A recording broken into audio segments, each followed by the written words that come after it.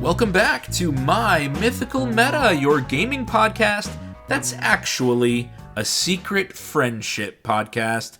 My name is Travis, and I'm joined this week by the entire crew. I've got my brother Benjamin. Hello. My two great friends, Derek and Randy. How's it going? Hey. Everyone is here. What have you guys been up to this week? Randy and I have been defending Managed democracy. Managed democracy? Y'all been in Helldivers? Yeah. Yep. Fighting the good fight. How is it? Waging war against the automaton. Keeping the bugs at bay. Yeah, I thought it was bugs. Is it robots too? It's both. Oh. They're attacking from both sides, or two different sides. Why are bugs and robots not democratic? Do they have hive minds instead? Well, the bugs are just naturally communistic. They have one ruler who has total authority, and it really makes me sick that those workers have no rights. Sounds familiar. We're killing them to get them rights. It sounds like something we live through every day. No, that's impossible. I'm fighting to defend democracy. That is funny. Benjamin, how about you? What you been up to? Just so much legal work, and grades are due this week. I've been working like crazy. Oh, I remember what it was like to make sure your grades were done on time. Yeah. To have people calling you and sending you passive-aggressive emails. Yes. Oh my goodness. About like, hey. It's 4:03. Your grades were due at 4:00 p.m. Although I always had my grades in. Right, yeah. That's not a big deal. It's more the students saying, "Are grades due yet? Can I still turn in this thing?" Yep. Yeah. Oh man, kids would always ask me, "What can I do to pass?" You can invent a time machine and do your Good work luck, when I ask you to. scrub. You can turn it in when it was due. Y'all want to hear something kind of cool that I did today? Yes. Of course. I tore a tree down. You monster. There was a tree in my backyard that has been completely dead for months. Branches have been falling, but yesterday the wind was super strong, it was bad. and a few more branches fell. And then today it was still windy, but I went out there and was like, just how dead is this tree? And I just started rocking it back and forth, and like I didn't even break a sweat tearing this tree down. And then I just kind of went through all the branches and just broke all the branches up and threw them in my fire pit. So I have a gigantic pile of sticks ready for the fire right now. Wow. As well as a tree. I mean, it's pretty tall. It's probably 25, 30 feet long. Nice. It was pretty fun. That sounds And fun. today the weather got kind of colder anyway, so it was kind of nice to be outside. Yeah, I was staring at my flower bed, and I'm like, they went in a perfect day to go and pull weeds. Oh my god, Derek. This is the life I live now, guys. Derek's so old. They call me Daddy Green Thumbs. Derek, you're so retired. I'm so, Or just like very, very king of the hill. so bored.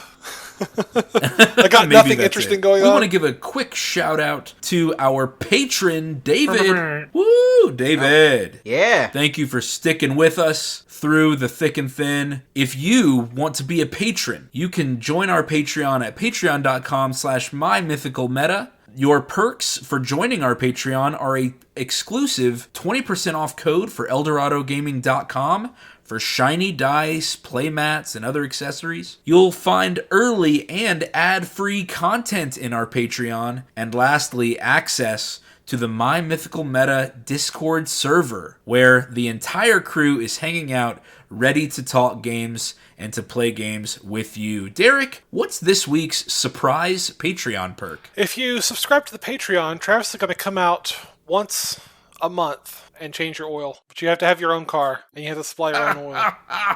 And you have to fly Travis to your location. But he will do it. He'll come in a tank top. He'll have a little funnel. I'll check your dipstick, all right. Okay. Is that an oil change thing? Yeah. Okay, based on this, y'all can tell how good a job he'll do. But I will do it. He'll do And it. he'll look good doing it. I'll do something. I'll You do have to pay him something extra your to car. not come and do it. Yeah, this is a hostage That's, situation now. That's That's right. the $6 perk. That's That's the $6 tier. Is I don't come to your house and do your oil change. We had an awesome game day last weekend, and so it's time for The Eldorado Ascension Classic. Hello, Commander. I do my killing before breakfast. 7 o'clock. 8 o'clock. I do my killing after breakfast. I know Kung Fu. Come on, stop trying to hit me and hit me. You throw another moon at me, and I'm gonna lose it. Allied to good! Nightmare to you! Wah, wah. The cool video plays. We got a video that plays? Yeah, have y'all not seen it? I've been Yeah. listening to the podcast. I've seen it. I haven't seen the YouTube. I'm pretty proud of it. Yeah, I like it. It looks, I don't know, it's kind of stupid at some places, but I think it's pretty cool. And I didn't have to pay anybody on Fiverr for it. Love to hear it. First place is still Derek. Boo. I know, boo. With a grand total of 79 points. Last game day, last weekend, he earned 22 points. Derek, again, earned an impressive 10 points with his Elenda the Dusk Rose deck. And then he debuted his Gyruda Doom's Depth. What was it called? I think it's Doom's Depth. Something like that. Doom of Depth. Gyruda Doom of Depths. And he earned 9 points. In second place, me. I'm back, baby. I'm back in second place with 67 points. I earned 21 points last game session. Derek earned 22. I earned 21. I'm back in second place. However, I am still 12 points behind.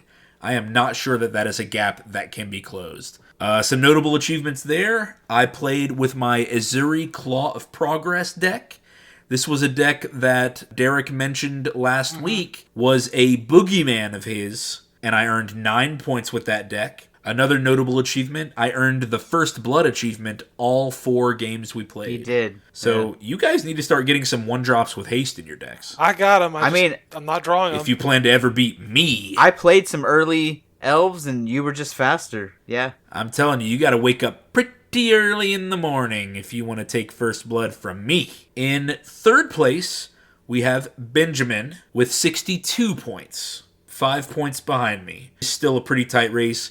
He earned 15 points last weekend. And Randy's Tiki Bar is fully complete and furnished in fourth place with 55 points. Hey, it's nice down here. Toes in the water, toes in the sand. It is nice, man. The swim up bar. Yeah. Now, Randy did do pretty good last weekend. He earned more points than Benjamin did. Yes, he did. Randy earned 17 points last game day, while Benjamin earned I don't know only how. 15. I frankly don't know how. It was Commodore Guff. I mean, yeah, that did a bit. But it's like the rest of the games, I feel like I didn't earn a single achievement. Oh, you know what it was? It was Commodore your Guff earned him Cosmic Power 3 times, as Yeah, well but other than as that- 15 creatures, and second place. Okay. Yeah, it's Yeah. a pretty good game. Yeah. Great game weekend. I was excited to hang out with you guys. My plan for next game day is to do all of my gift and challenge decks. So I've got Archelos, Skithrix and Kedis, Uriel the Miststalker, and Mirkul Lord of Bones. Oh, yeah.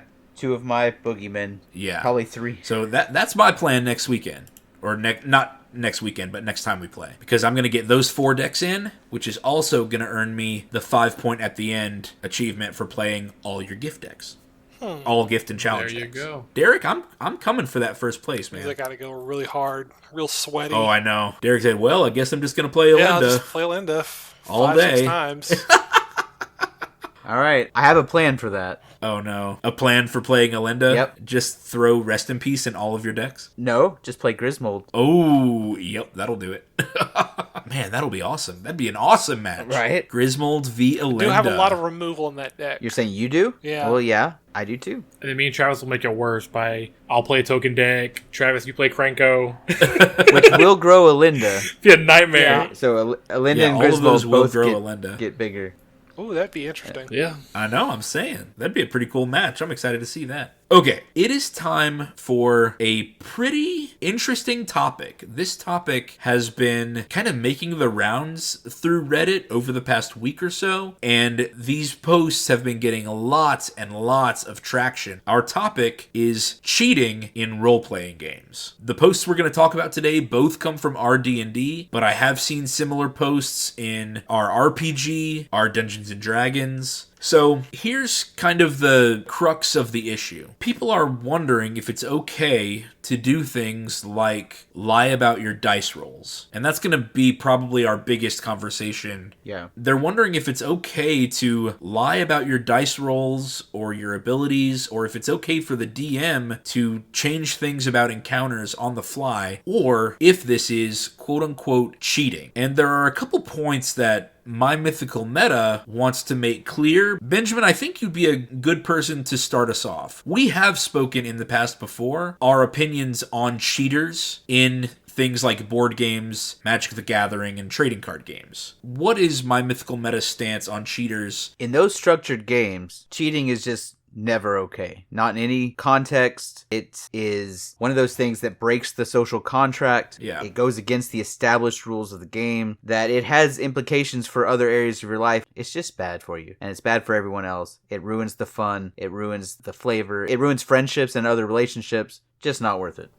But that's when you break established rules where the game is first and foremost about those rules, right? You've come together to play the same thing, and cheating means that somebody is playing something different, and it changes the dynamic of what you've come to do. It gets a little more complicated when instead of a competition, you've come to share in a social storytelling setting instead. Board games and trading card games, those have established terms of engagement where the activity is the rules. And obviously this podcast talks about the social dynamics around the rules, but the rules of those games are how you play. They're not why you play, but they are how you play, is to follow those rules and then to ultimately determine a winner through the application of those rules. Role-playing games, though, are different. Role-playing games are social activities first and foremost. They are designed, in their conceit. The mission of a role-playing game is to tell a cool and interesting story. Yeah. And all role-playing game books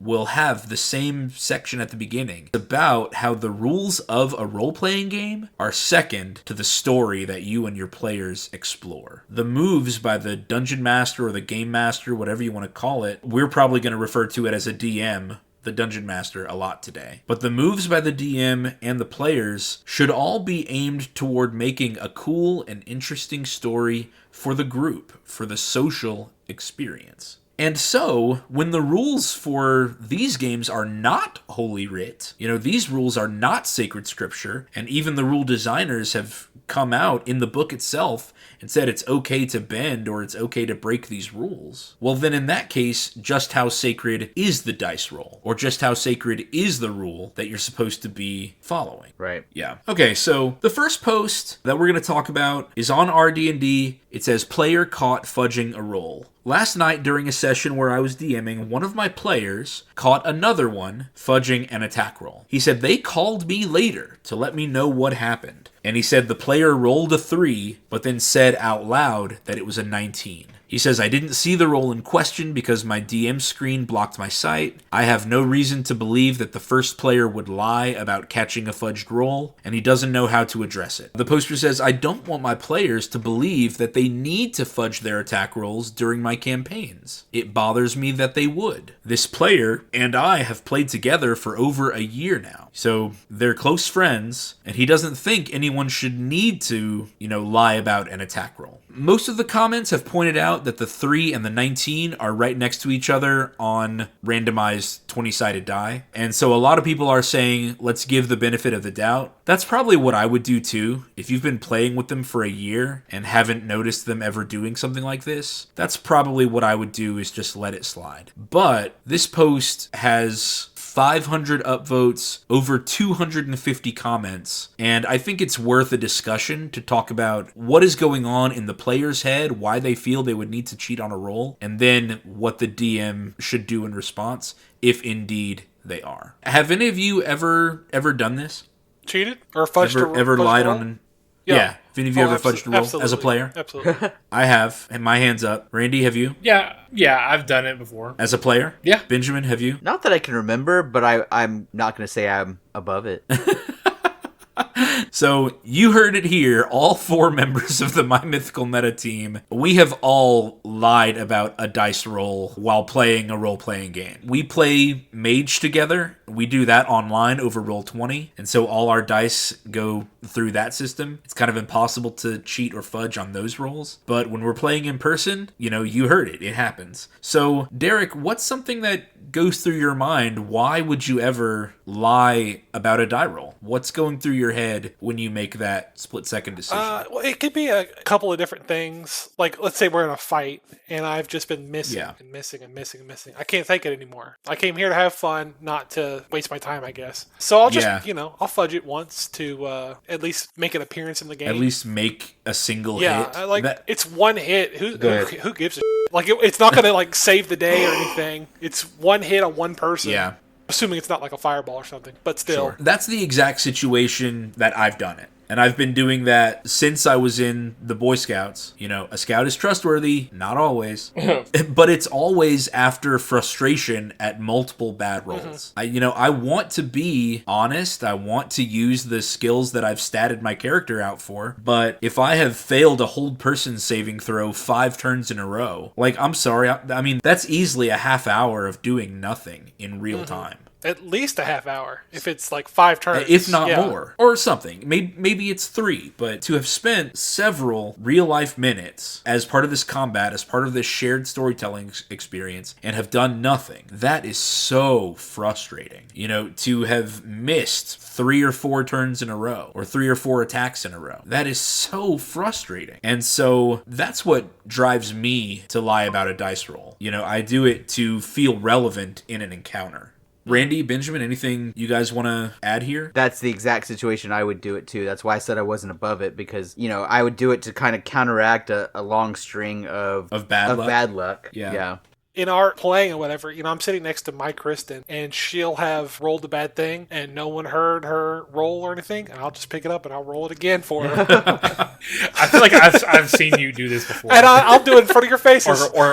So, Randy, as the DM, what goes through your mind when you see Derek do that? Like, do you as the DM feel cheated in some way? No. When Kristen gets a second chance to do something? Not really. I guess in my head, it's like, if it's that important to you, it doesn't bug me that much. Yeah. If it's that important to you and it doesn't really bother me, I'm not going to make a deal out of it. I kind of had a thought, when they feel like they're failing over and over again, you know, I get it. And I am personally trying to view it going forward as like, well, when I fail, that's just something to, I guess, kind of grow on in the character. Okay. So that whenever I do eventually get that hit, it feels more satisfying, if that makes sense. You know, it's like failure is a part of a character, and if they're always hitting every time, then it feels a bit more stagnant. Mm-hmm. Yeah, okay. I get it. If that makes sense. Sure. You know, if you always succeed, then there's no highs and lows. It does create drama. I see that. Mm-hmm. Yeah, and so that's what I'm... When you overcome personally... failure in order to finally succeed. Yeah, I see that. I mean, the reason why I do it with Kristen is because it was already a task to get her into the game, and I have to keep her entertained with the game, because if she's like, man, that sucked, I don't want to play this game anymore, it just wasn't fun, I need to make sure she's not getting too disheartened. You feel like the ice is thin? Not like the ice is thin. She does enjoy the game. I want to make sure the ice has a steady amount of ice.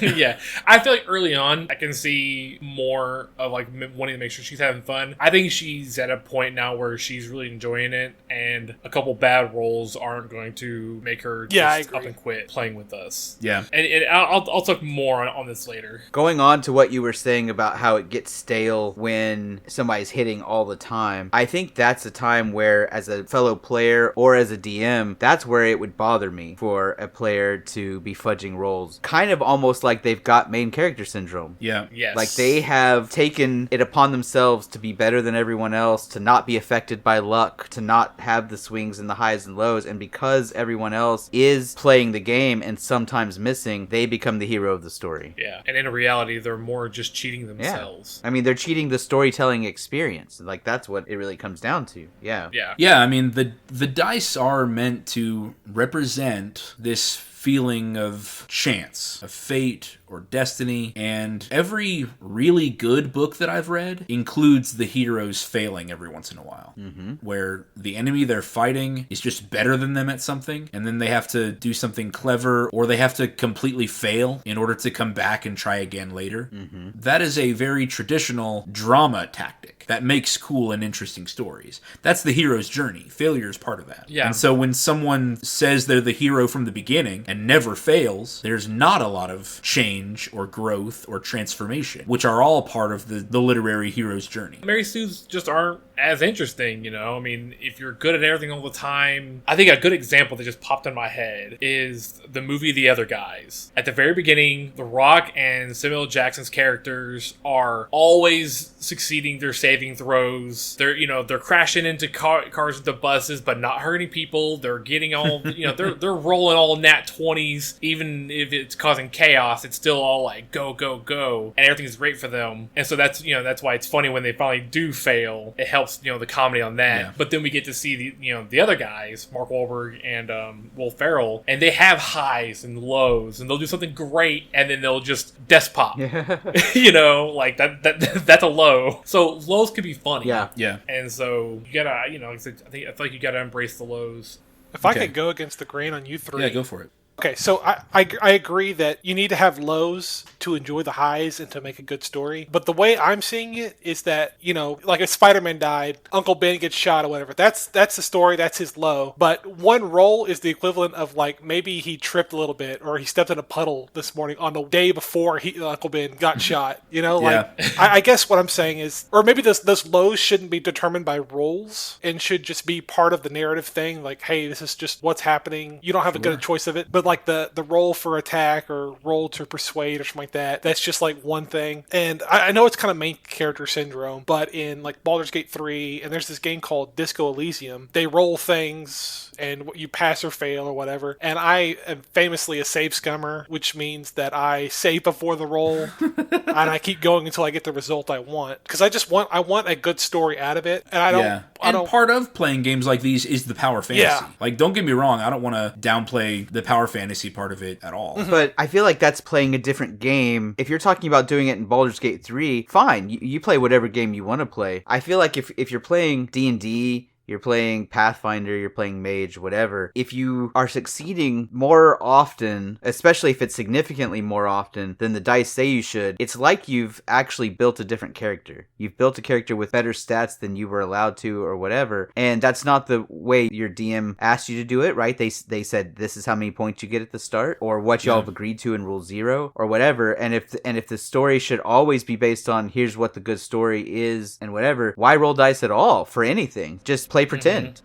Yeah, I guess I should have said, don't fudge every single roll. Don't fudge every single roll, but, the occasional roll for story's sake or for enjoyment's sake, I don't think anyone would. Well, I mean, maybe you guys care, but it wouldn't really bother me. So are you saying that, like, if it's something that you feel is like a big roll, like you're facing the big bad and you've rolled poorly, or you're saying that you feel like it's more okay to fudge it because it's like the big bad, or it's like an important persuasive scene where you're trying to get information versus just like I'm gonna steal a muffin and do a sleight of hand check? Yeah, I'm fine with either way. If you're on a string of bad luck, important or not, I don't know. I feel like if you're in like a situation where you feel, oh, this is really important, this is gonna be make or break for the story. In my head, it's like make or break for the story is never really decided by a roll. Yeah, and that's what I'm saying. It's that it's not Uncle Ben dying; it's stepping in the puddle the day that Uncle Ben is killed. Yeah, but if you have main character syndrome, then it's like, oh, I'm gonna fudge my roll, and now Uncle Ben doesn't die. Like. If you're fudging your roll to try to get the final hit, I guess, it's like, is it that important? Yeah, I mean, I wouldn't do it just to steal glory or anything like that. To not be a Mary Sue, I can't be good at every single thing. Other people have to do their parts, but if it's down to me, it's make or break time, I don't know. If you're in a party of 4, 3 of them are knocked unconscious, all on,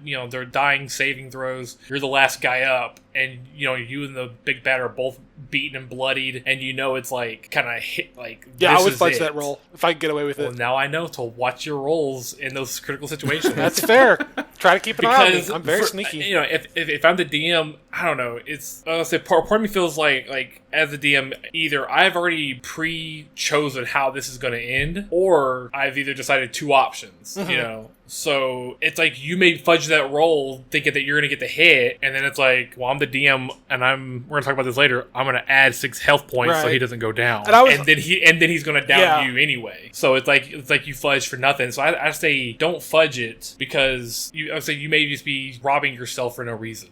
I mean, it makes sense, but I don't buy into it. Let me ask you this, Derek, because you seem to be the punching bag here. You said you don't want to be a Mary Sue and you don't want to be good at everything. So how do you decide how often and which rolls you're going to fudge? I mean, I guess it's just a feeling thing. I mean, like I said, if I'm on like a string of bad luck and I just want one good thing, that's enough reason for me, I guess. And then you'll just do it once, and then you'll wait for another string of bad luck to do it again. Yeah, I mean, it's not like I'm going to do this every single time. A lot of times I don't need to because the character's been made. Yeah, Decently. it's a decently made character. We're And- probably high enough level. Well, and I mean, you're doing the things that you want your character to be good at, Right? And to have rolled low on all the things your character is supposed to be good at, that's exceedingly frustrating. it's demoralizing. Yeah. For example, my Merfolk Pirate, I have sunk at this point like 5 feats into intimidation checks. I am supposed to be able to step on the bow of a boat, give a scowl, and have people start giving me their merchandise.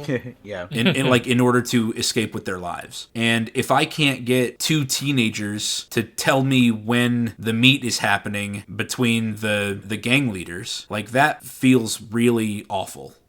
That is a role that I'm likely to fudge if I roll bad at it, because my character is supposed to be doing that thing, and if I keep failing at it over and over again, that's extremely frustrating. Like I wouldn't be fudging a roll on. I'm just trying to think of another skill. If you're doing something my barbarian intelligence, would try to do like my wife's Kristen's character is an investigator, so she's got intelligence and I think accounting is one of her random skills. I don't know, or engineering, trap making. Like if I roll bad on an engineering check, that doesn't matter. I wasn't supposed to be good at that thing anyway. So I can certainly see where Derek's coming from. And we talked, I don't remember if it was last week or the week before, about encouraging teamwork in games, about how making sure that your character is doing a part of the pie, a piece of the skills that your team needs to succeed. And so if your bad luck is weighing the entire group down because you can't do your task, that is really frustrating. Yes. Yeah, and I think that's where I'd be much more okay with fudging. It's after repeated fails in the area that only you can realistically succeed at, because that does slow down the story, especially if it's simple enough that your character should auto-succeed. And I'd go even further and say, DMs, if he's trying to intimidate a bunch of teenagers with no special abilities, don't make him roll for that. You know, I was Like- going to say this too. that's a good is point. I feel like, just from my experience as a DM, sometimes we give too much agency to players. Like, I remember asking you guys to roll perception checks for something I really wanted you guys to see. And it's just like, hey, I'm a DM. I'm supposed to ask for perception checks and all that stuff. And then everyone failed. Everyone got like 2s and 3s. And no one saw anything. I was like, okay,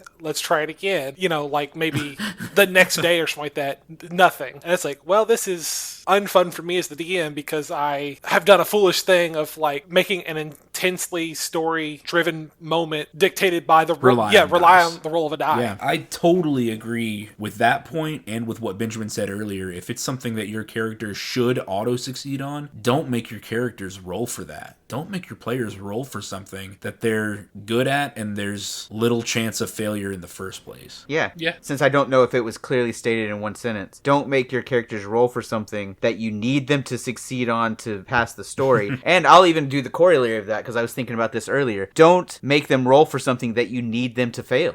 Exactly. Have them be put under an anti-magic spell. Have them be put under a spell that paralyzes them, and then the bad guy can come up and give some exposition while they're stuck and make the saving throw something that I'm not even going to make you roll for it because it's a 52 is the difficulty. And then do what you wanted to do with them. Okay, they get taken to the jail or the evil lair or whatever, and then you start making them roll for things that you actually are willing for them to succeed at. I think those sorts of decisions by the DM can really reduce the amount of time the players feel like they need to fudge. Because as a player, if you feel like you're fudging, you are kind of robbing yourself a little bit of the excitement of the game, right? Like it's less like, yeah, you got to do the cool story and overall you still had fun, but the excitement of rolling a die and seeing, did I get over the threshold or not? You know, there's an adrenaline rush. It gets your hormones going, your oxytocin and your dopamine. Yeah, you know, the dopamine rush is gone. You just get the overall, you know, this was a good story and I had a good time, but not the immediate roller coaster.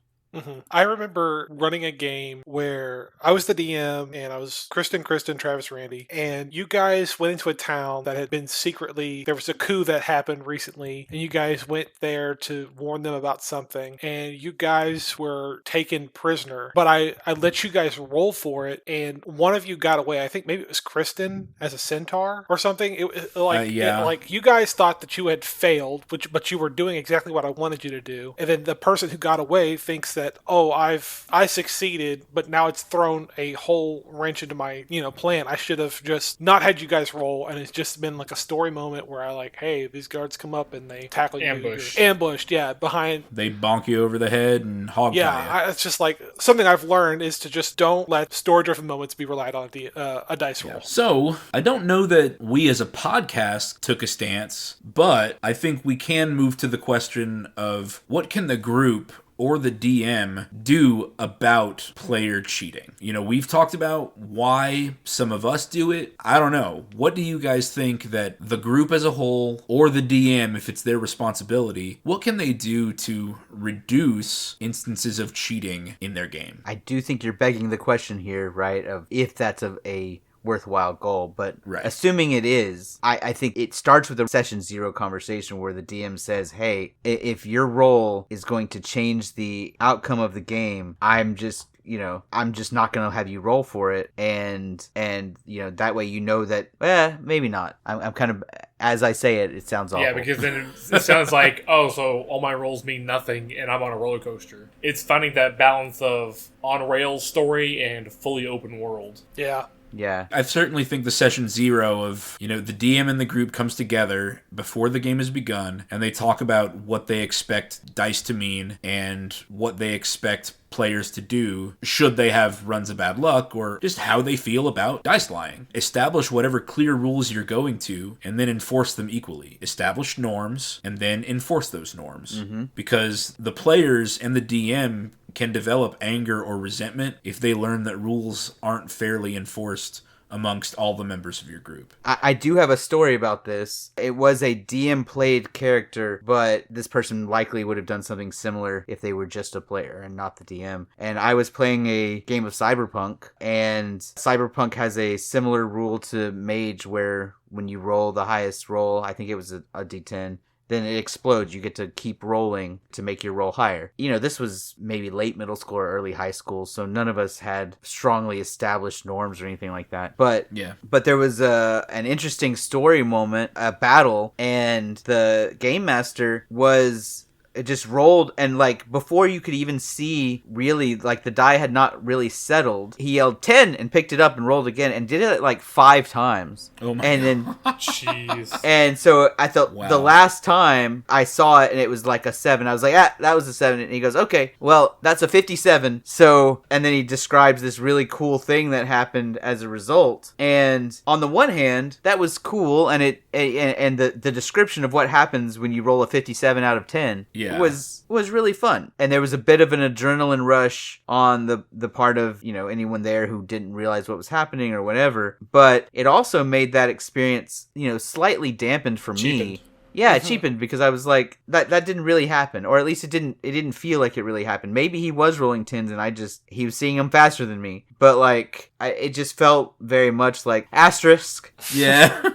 Yeah. Asterisk on this one. So that's kind of how I think I would feel in general, knowing that people were regularly fudging dice. I would just think, hey, we're not playing the same game here. We're just telling a story. Because I still had fun that day, but I didn't feel like we had played the game. Yeah, I don't feel like a DM run character should ever be rolling dice because for that exact reason. And I don't know, it feels weird to me because it's how can you be a player? I mean, right, it should be an NPC. Yeah, it's an NPC, so it's you're playing a character, and I feel like you're people are going to get main hero syndrome. Yes. Because the DM knows what's coming, knows any traps, knows any enemies. Yeah. So if it's so the DM is just kind of living out a power fantasy. Yeah. Power and balance. When they do things like that. Yeah, so it's oh, well, I know later on today I have an encounter and I'm going to need hold person and these spells, which isn't what I would normally prepare. If you're oh, I'm a wizard, I'm going to get fireball, magic missile, and this. And it's that's going to be the normal, daily prep spells. But then I have meta knowledge, so I know I'm going to prep this instead. And it's I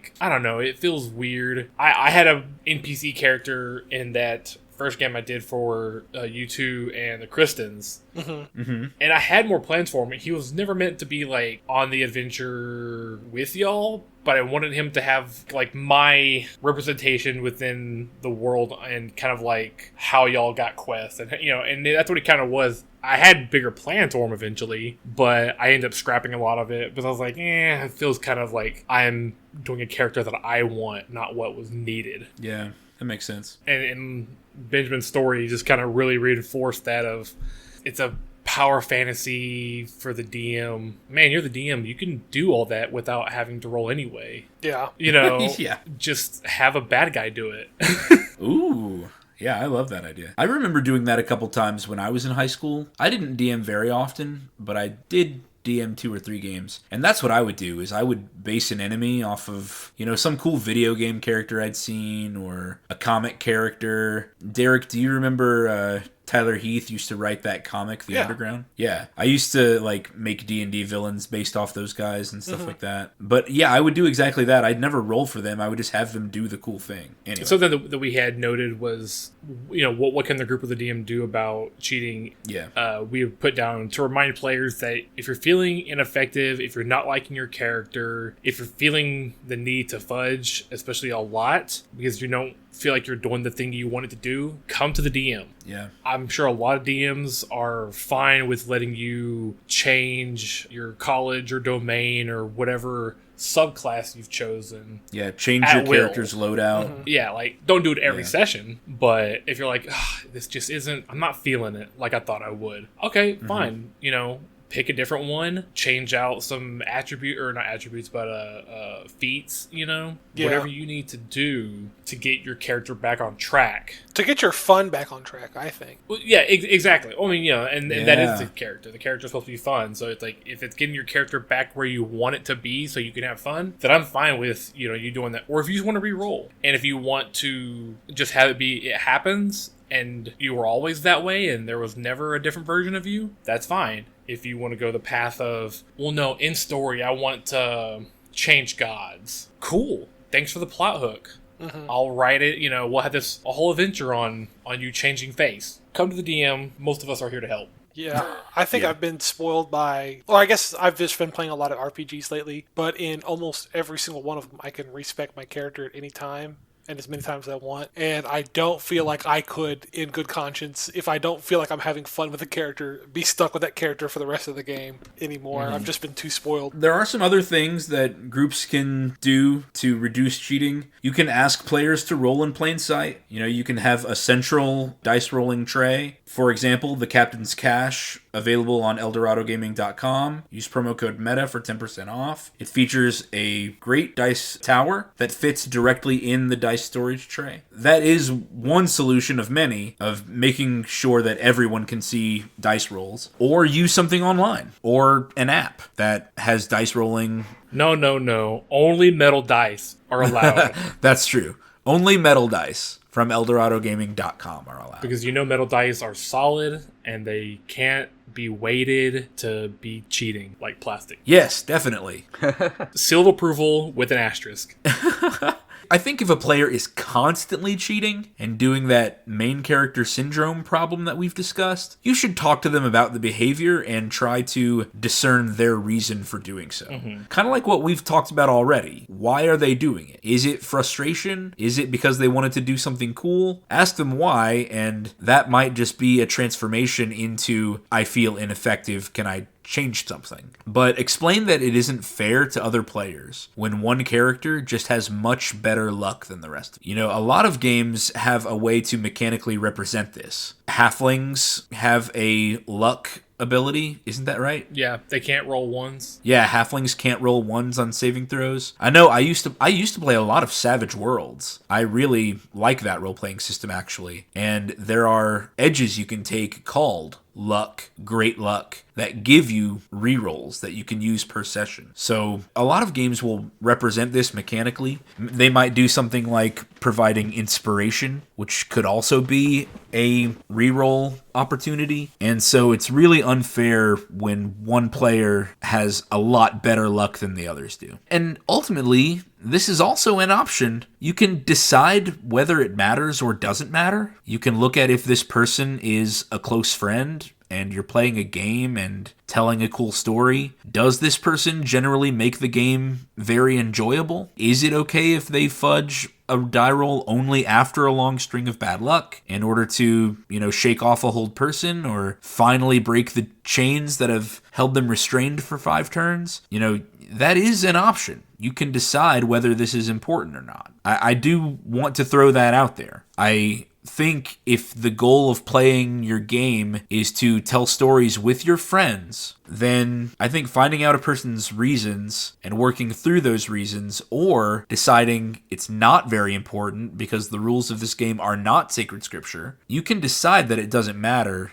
if they're your close friends. I do still think that a lot of people online are playing with strangers, and it's going to be a lot less acceptable to cheat in a game with strangers. It becomes a lot less acceptable. I do think in general you should be trying to foster a sense of trust and teamwork between the players and between the players and the DM. Yeah. Anything you guys want to add about player cheating? I guess as an adult, I have 2 free days a week, and I'm using one of them to play this game.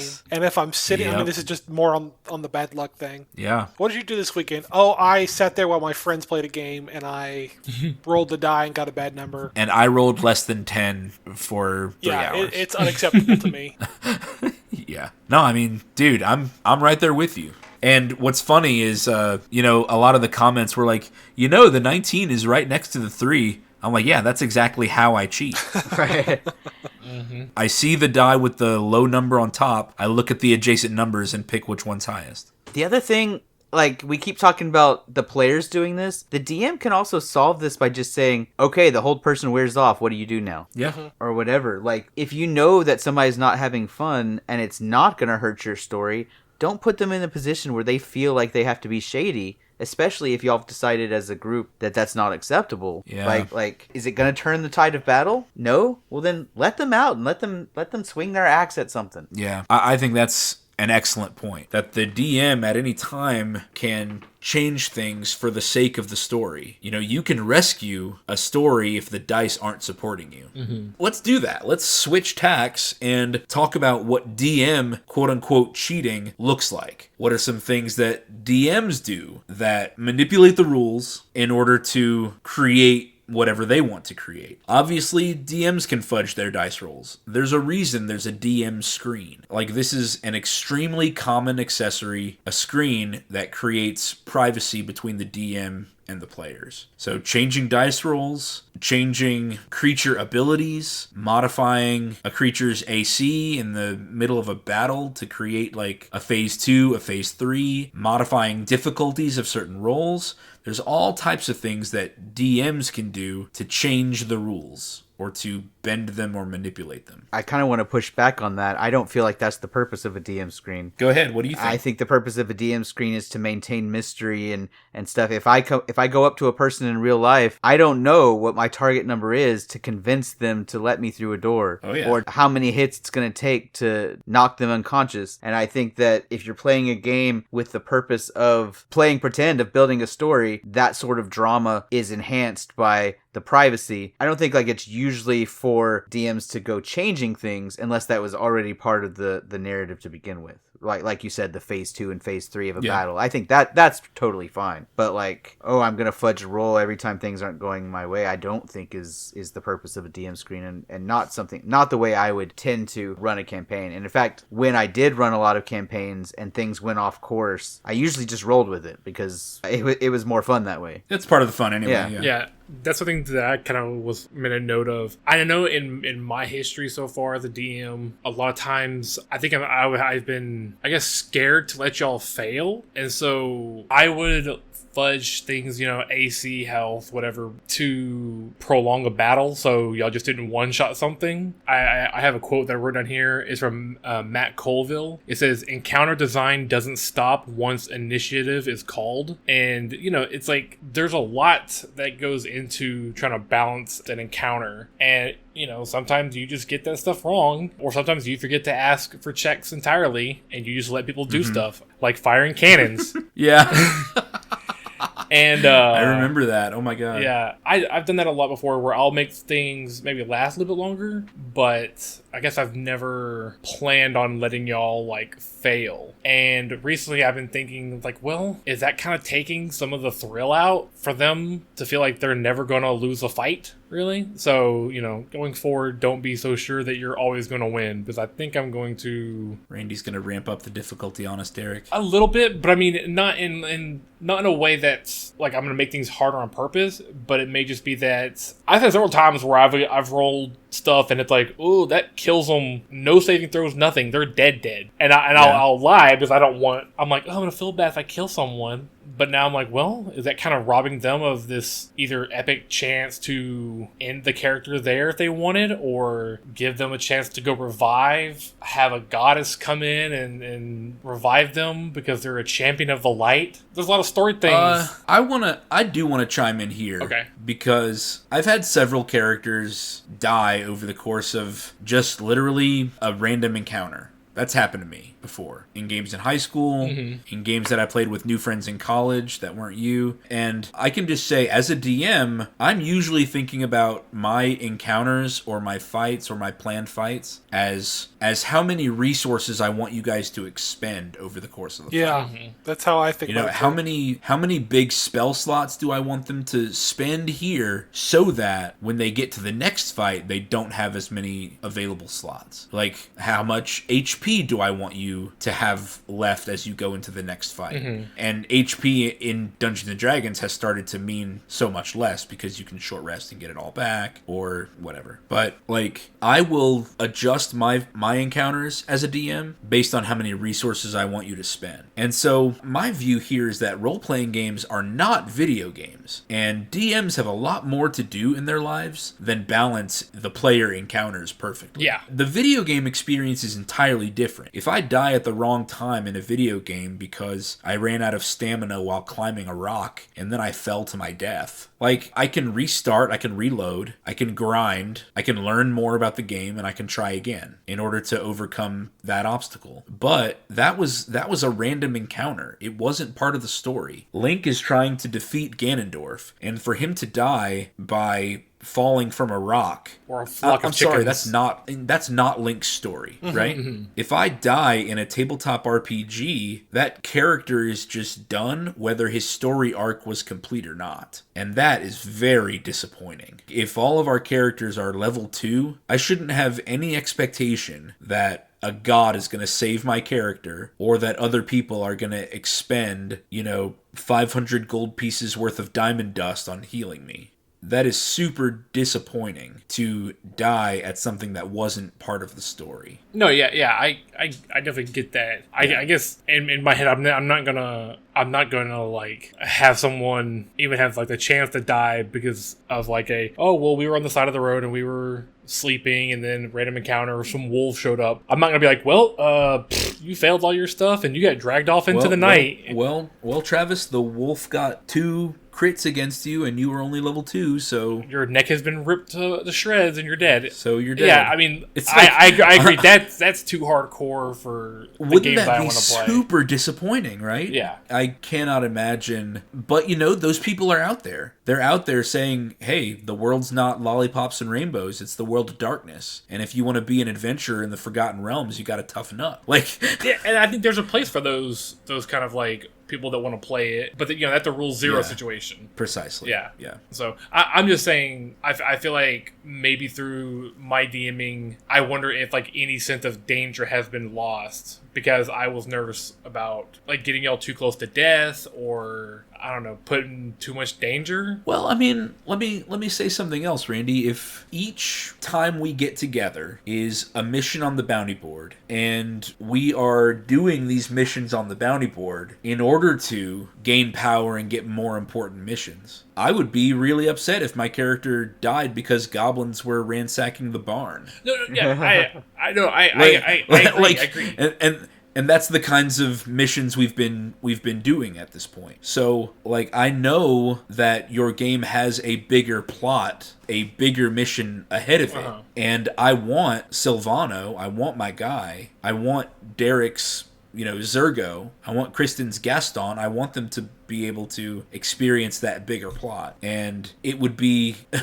I mean, I don't know. It might be funny. Some people might like it, but I can't imagine that any of us would enjoy the goblins ransacking the barn and killing their characters. Yeah, and I'm not saying that's the kind of situation where that would happen. I guess in my head I'm thinking a bit more grandiose events that are coming up. Okay. Yeah. I think for a boss battle or something that's like a super big story point, like maybe some climactic battle like you're saying or whatever. Like, I don't want to die. I don't want to spend my whole Saturday only to die at the end, unless it makes a perfect story and I can sleep with that at least. But yeah, I'm fine with nail biters. I just want to have fun, and usually dying is not fun. Yeah, I think that's true too. The tagline of the episode: usually dying is not fun. I just want to throw in there real quick, and like I said, it's not that I'm saying like I want to kill the characters or anything like that, right? But I feel like let's say like a year from now, or a year from like we have a session and there's like an event where it's like 3 people are down, Derek's the only one up. Again, like I said earlier, it's your mono, like that stuff's really cool, and it's like I would be okay dying in that point if my death had a purpose, I guess. Yeah, I'll also say that like I think I have a slightly different attitude than Derek in the sense that when I get ready to spend my 1 day a week where I'm free, man, it would suck to die on something inconsequential or whatever. But also, I feel like the whole challenge myself, make a good character, go do something exciting, suddenly the game is just so much less fun if I catch my DM fudging a roll to save me. Mm-hmm. Like, I don't feel like I did it. Punches. I did it. Or, I did the thing, I succeeded, is often the feeling we're going for, right? The character creation for me is one of the biggest reasons I roleplay, and to see that my character did the thing in the moment that it was supposed to do it is a great feeling. And obviously I don't get that if I fail, but I also don't get it if I see my DM go, oh, that 19's a 3. To save me, I say, well, it wasn't good enough either way, right? I failed, and I will go through the rest of that session feeling like I'm only here because of Deus Ex Machina and not because anything I did. I didn't earn it. Because of the kindness of your dungeon master. Right. Yeah. And so I will say this. If you are doing that in a campaign I'm in, do not let me know. Ever. Okay. Okay. Yeah. Just saying, let me believe that sweet lie. That has been the consensus in this second Reddit post. The second Reddit post was, is it bad as a DM to cheat a bit? Let me explain. He says, my level 4 players were anticipating a very big fight against a homebrew creature. So this is already a creature that this person has kind of made up off the top of their head. It says it was supposed to be a hard fight. When they get to him, they have a pretty fair fight. And it says they adjusted their HP in the middle of the match, I guess. I've done that. It was a close call and fun for them, as they told me they don't know I cheated on this. And for me, I don't know if I made the right choice. And he asks for the opinions of the masses. And most people are saying, do not let the players see the change you make. Whatever change you make should be as if it were that way all the time, except for the cases of like those multi-phase battles or whatever. It says never cheat any numbers the players see. That's the top comment so far. Yeah, I agree with that. I would feel insulted if like, oh yeah, he hit you for 100, but I'm gonna knock that down to 10 points because you can't handle it. I would feel a little insulted. Well, could you handle 100 I mean, I couldn't. My character couldn't handle it, but now my pride is on the line. Like, no, do it. But then you also do it. But then you also just said, like, what if it was the opposite? He overtuned the monster, and then a minute ago you said, well, like, it would be awful if I died, even though that does sound like a big boss monster. Yeah. If it's was it TPK, total party kill? Yeah. And it's like, ooh, like I didn't mean to do this. This was meant just to be like a fun fight. Like Travis said, I wanted to drain resources, not murder them. Yeah. So it's one of those things where it's like, if you don't pull your punches, then it's even worse. Game's over. They all died. Yeah. So, I mean, if I saw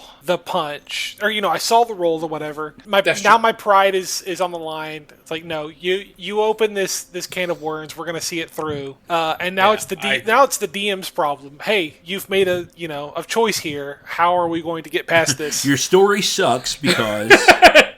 Yeah. The point I was trying to make earlier, though, is when you have that big dramatic 3 are down, 1 guy's up, mano a mano, slugging it out. Later on, those are kind of like things that make great stories of, oh man, I agree. getting to relive that and tell that to someone. Yeah, those are the types of stories that people tell us at conventions. Yeah, and I'm worried. When they say, I want this dice to connect with this character. Yeah, and so what I'm saying is, I'm worried that maybe in the past, if I had pulled punches, did it rob y'all of the opportunity to get those stories? Maybe. Yeah, so that's what I'm saying. So that's why I'm kind of looking into changing up how I DM a little bit, because it'll be a little tougher on me, maybe having to not let everything be on so many rails, But I think you've done Yeah, fine. I think so too. Okay. The 2 characters that I played for you, where I played Gerard, who became the Birdman Vigilante, and then I played Sobek, the Spore Lizard. young lizard folk who was turned into an old man through magic or whatever. I really liked how those 2 stories turned out. Okay. So I think you've done fine. Okay. I think that if you're going to step in as the DM to fudge a roll, and the players maybe would know it somehow, like you hesitate and there's a small click behind your board or something, or the rolls are being made public for some reason, like maybe on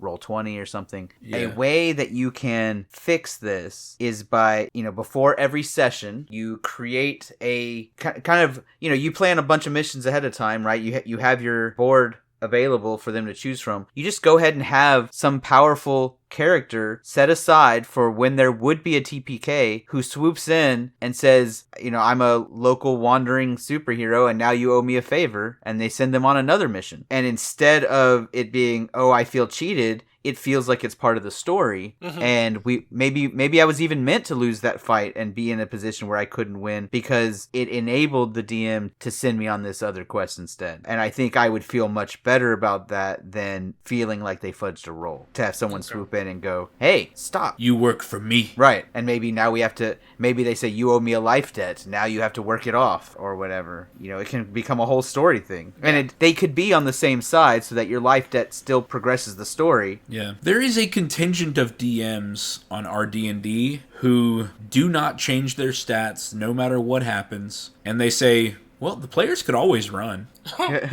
Well, What do you guys think of that mindset? If it's a Rule 0, Like, I guess if it's kind of like an open world sandbox kind of world yeah. where you could just run. Like I said, Yeah. that's a big Rule 0 thing for me, of just... I think it's okay to have some fights that you run, but I think you need to have a way of telling your players that this is a fight you should run from instead of just like, hey, good luck. I've heard about there was like this story someone was telling on some kind of RPG story, whatever. It's like the 1 HP dragon or whatever, where this dragon would just... I haven't heard about this. It would like decimate a whole kingdom, like it flies through. It just causes untold devastation, and it's like very clearly a thing that you should run from. But the dragon itself only had 1 HP, and if anyone bothered to fight it, you would find that out if you ever hit it. So I guess I'm not sure where I'm going with the story, but basically, like by destroying the town, whatever, people can get like, oh, I can't destroy a town, so this thing is way beyond me. We should run or whatever and call this an L. maybe one way to do that is during session 0, you say, hey,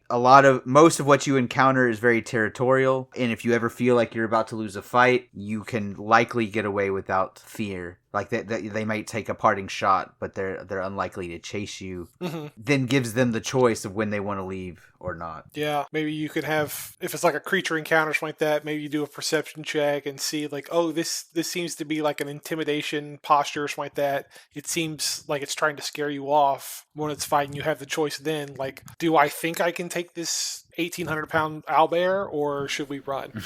Right. That owlbear's the size of my Nissan Sentra. Yeah. I mean, I believe in you, Derek, so I say go for it. Well, I got the okay from the DM, guys. Suplex City! There you go. And then the bear picks up him and suplexes him. And it just kind of the way I suplex wanted into to go. suplex into suplex. And they just fly off into the sunset. Y'all are gonna make me go look for gifs of the owlbear from From the top rope. the Honor Among Thieves movie. Uh-huh.